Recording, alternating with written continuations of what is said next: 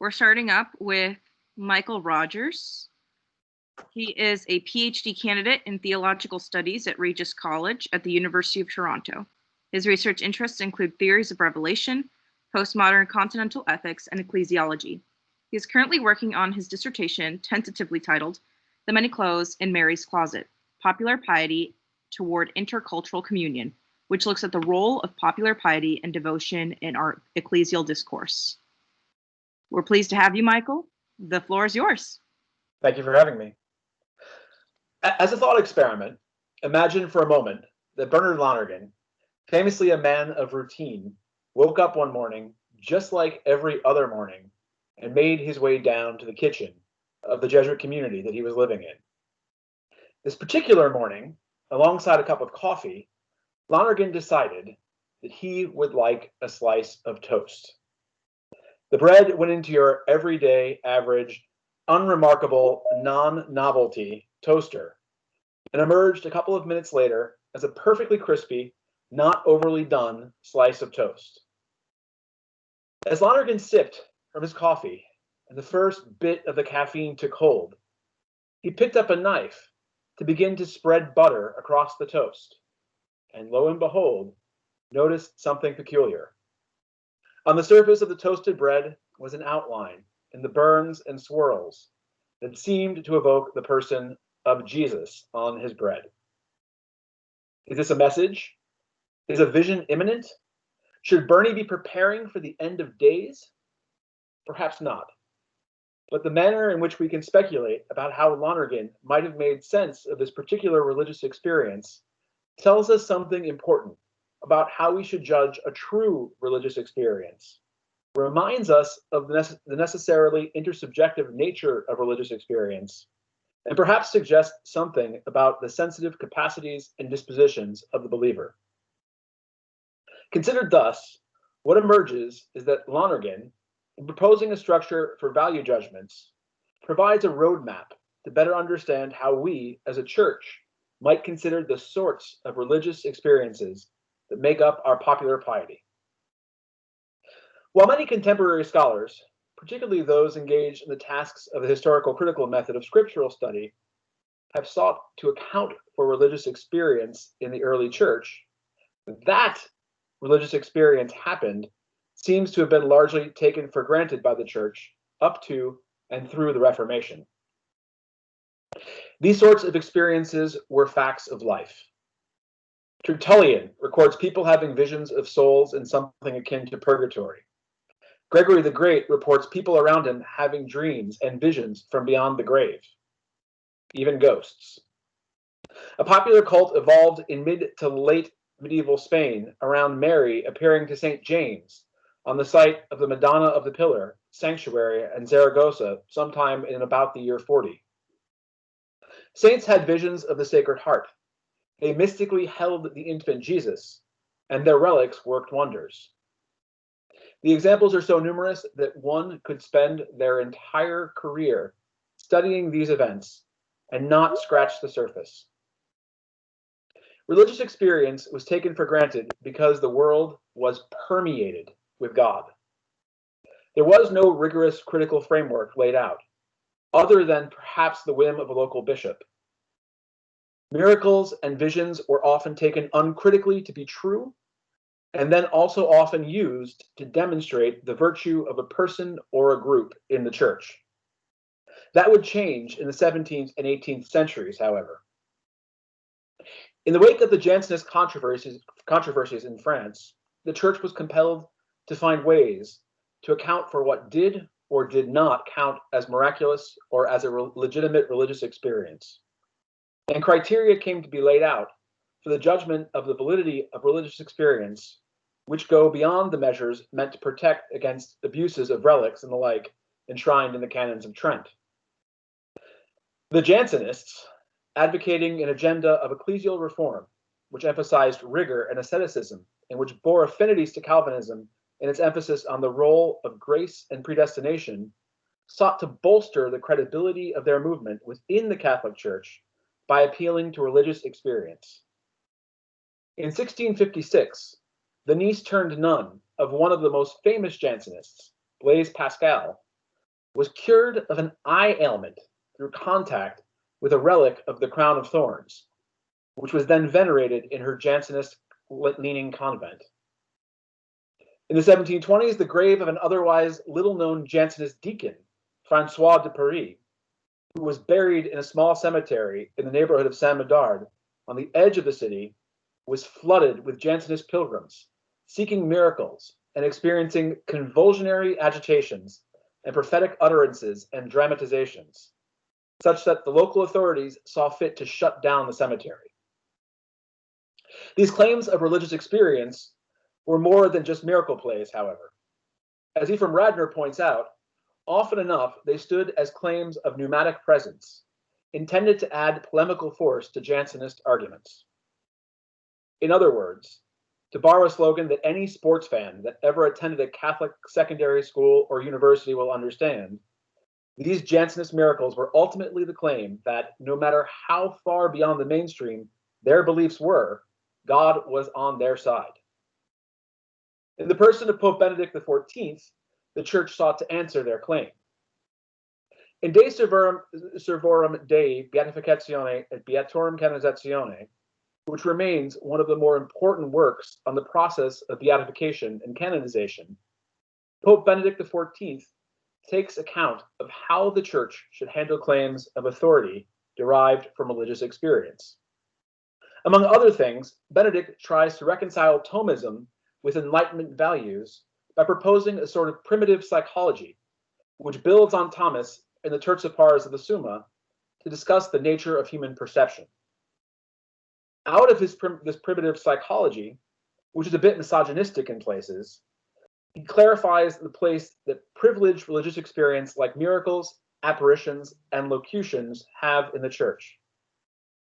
Benedict states they should not be considered the assent of the Catholic faith, fides catholica, but the assent of human faith, fides humana, made with prudence. Well, this might seem like an obvious claim to us now, given that even the most important apparitions like Lourdes or Fatima are only given a nihil obstat from ecclesial authorities, implying merely that nothing in them is contrary to the faith. This is an important moment of transition for the Church. Against the background of the Reformation and subsequent Enlightenment tendencies that arose, Benedict XIV intentionally weakens the weight of religious experience as a claim for theological authority in the ongoing development of doctrine by making a distinction between Catholic faith and human faith. Catholic faith is that which concerns doctrinal authority and matters of faith and morals. Popular religiosity is relegated to the somewhat suspect category of human faith, in which the role of the hierarchical church is to defend the faithful from the deceit of charlatans and demonic influence by adjudicating that which is worthy of the assent of individuals made with due prudence. It is probably the case that those with apologetic tendencies within the Catholic community of our day might demur that while it is not how we ourselves understand miracles as people of faith, Benedict's distinction is helpful for separating that which is essential to the Catholic faith from those expressions of the faith which might be less palatable to outsiders. All the same, such a distinction might cause a problem for everyday lived Catholic faith. The distinction that Benedict XIV makes ends up having practical implications in the life of the Church. In the end, as Ephraim Radner has argued, the Catholic Church adopts a position towards these experiences which engenders a kind of evacuation of pneumatic presence in the Church in favor of the obvious apologetic force of objectively clear phenomenon and empirical demonstration.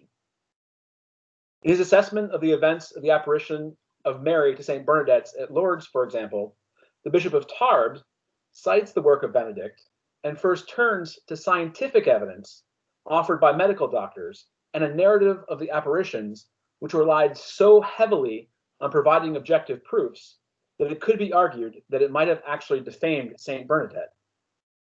One could also argue that our current battles over the moral perfection of a given saint have their roots in this distinction as well, as the push to offer objective proofs of sanctity set a bar that few could actually clear.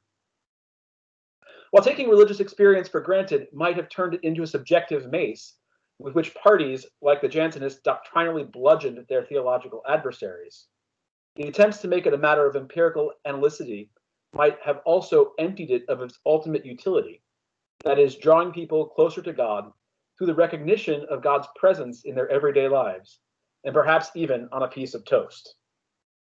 But between the Scylla, which the Jansenists propose, and the Chartists, which Benedict XIV adopts, Bernard Lonergan perhaps charts a course which Odysseus himself would be proud of in his understanding of the judgment of values.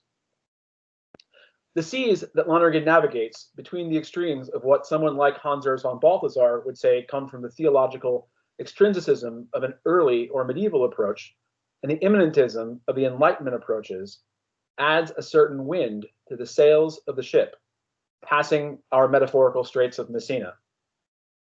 Balthasar would urge us towards love as the means for arguing for the credibility of faith and avoiding these extremes. Lonergan might, in the end, offer a corrective which is more helpful for understanding how a human subject comes to understand that they are having a genuinely religious experience. Namely, it is not just love, but a being in love, which tends towards that which is manifest as a direction or as an orientation. As Lonergan puts it, God's gift of his love gives human living an orientation to what is transcendent in lovableness. Love, in this sense, does not just chart the course, but rather pulls us through, such that for the lover, religious experience is neither about proofs of God's favor, nor is it simply individual experience proven or empirically demonstrated. Rather, it is the outflowing of relationship which draws us back upon itself. Lonergan doesn't just chart the course on religious experience, he finds the wind to fill the sails and push us through.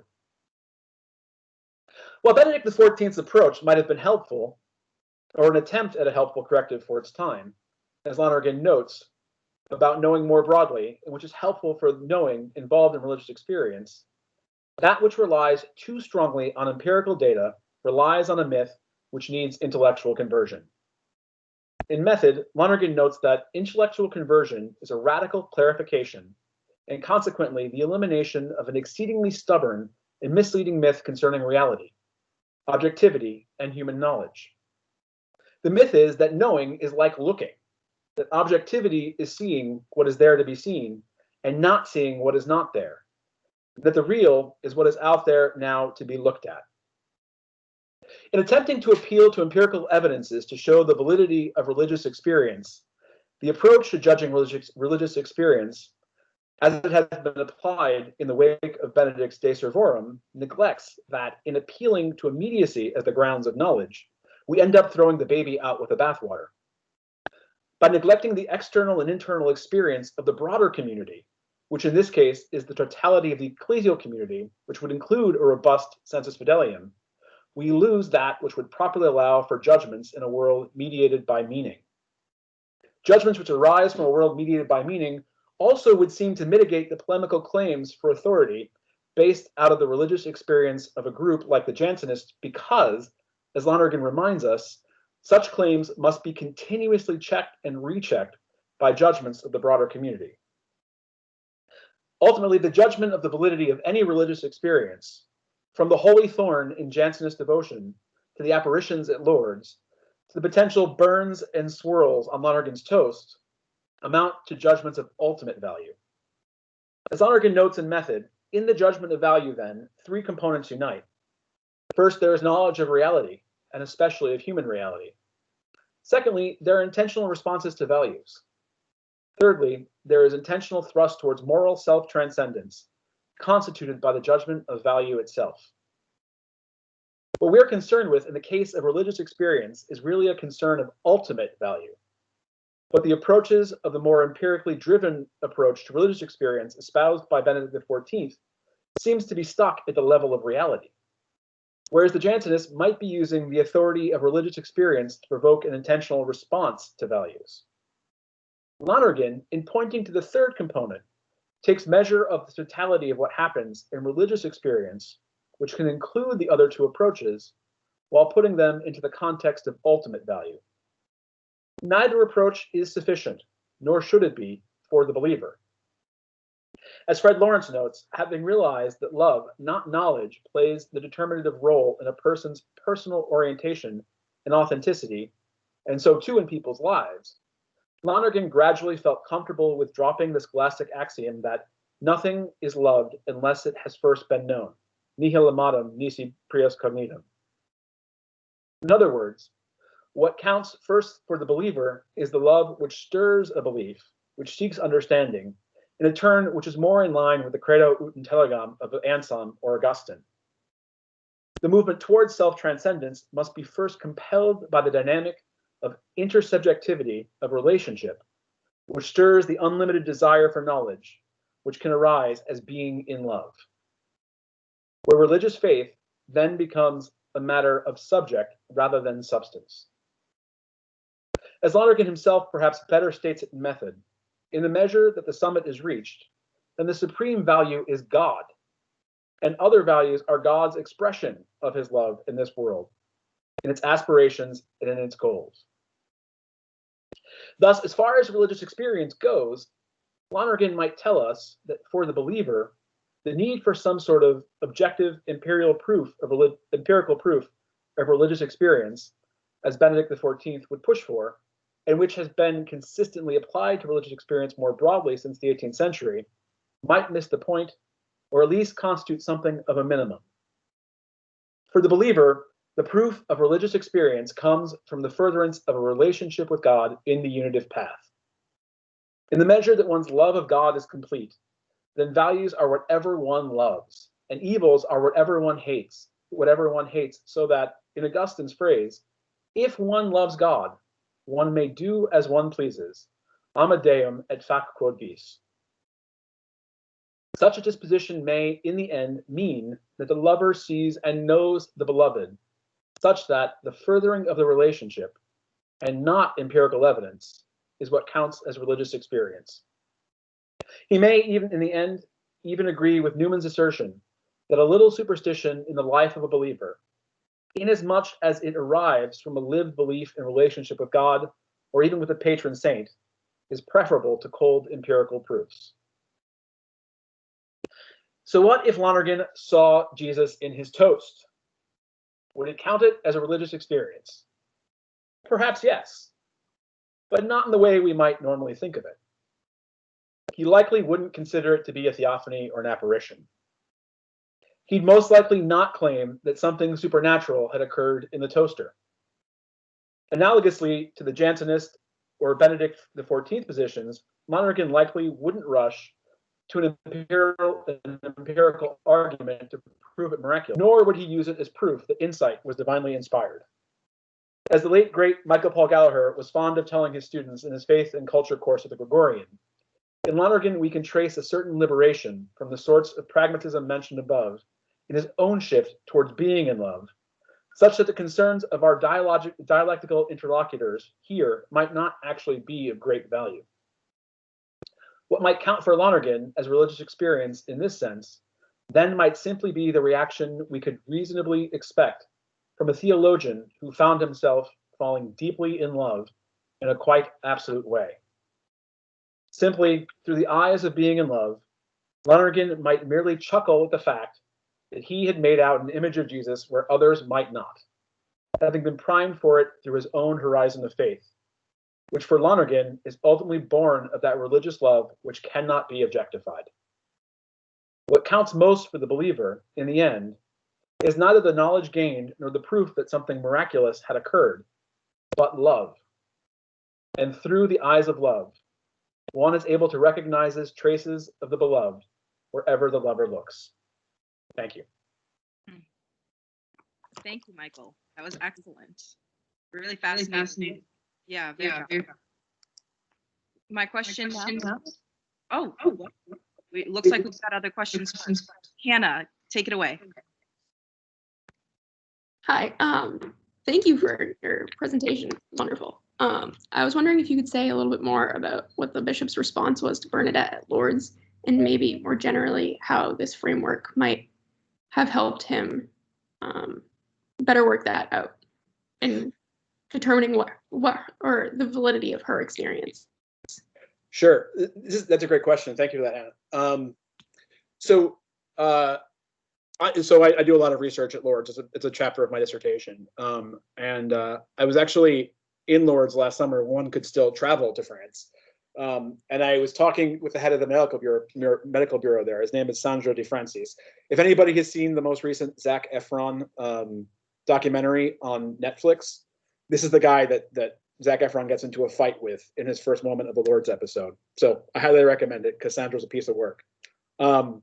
But Sandro pointed out, he said, the first thing the bishop did was look to proof through the miracles that had occurred, right? So he wanted doctors to come here and sit at the baths and look at the miraculous healings and say, look, this is a miracle. Look, this is a miracle. So it's offering, under sort of the guises of Enlightenment values, scientific proof that something had happened, right? So I think the problem is when you do that, like when you think about Lourdes, my experience of shrines like Lourdes is that people don't go to the medical bureau. Like they don't want to see the records of the healings that have occurred. They don't care about that. What people do care about is the grotto, right? The first place people go is that place where that relationship happened and took hold. And I think that's where Lonergan is really helpful. Because it reminds us of sort of this relationship of love that it's at the heart of all of it, right? So I think Lonergan would go to a place like Lourdes and say, well, you have these empirical evidences, and that's fine. And yeah, here you could even make arguments about sort of the theology that comes out of something like Lourdes, because you have Mary's messages of penance or the Immaculate Conception theory, right? In fact, Pius IX actually uses Lourdes as a way to kind of bully people around about the Immaculate Conception, because he declares it in 1854, and Lourdes happens in 1858, and Pius goes kind of in the way the Jansenists did. See, I told you so. But I think what Lonergan would say is, what's really important for the religious experience here is that relationship, right? That place where we go to kind of feel the intentionality of that relationship of being in love. And I think that's what's really important. Did I answer your question at all, or? Yeah, thank you. You're welcome. Thanks, Anna.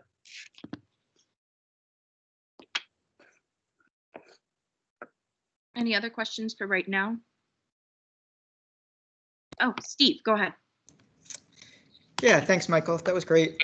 Do you find, or how would you describe kind of the, if there should be a distinction, or what the distinction might be between kind of personal religious experience and personal religious revelation, we might say, versus public? So should there be different kind of criteria for, what I as an individual Christian think of when I have this experience of Christ on my toast, versus how that experience should, if I have that experience, I should say this, right, versus how either if I start to say, hey, this is a revelation that the whole church needs to hear about because Christ is saying something, giving me a message for everybody, and or another side of the public would be if the church decides to say, well, we need to make some decision about how others should be viewing whether or not Steve had this personal experience of personal religious experience.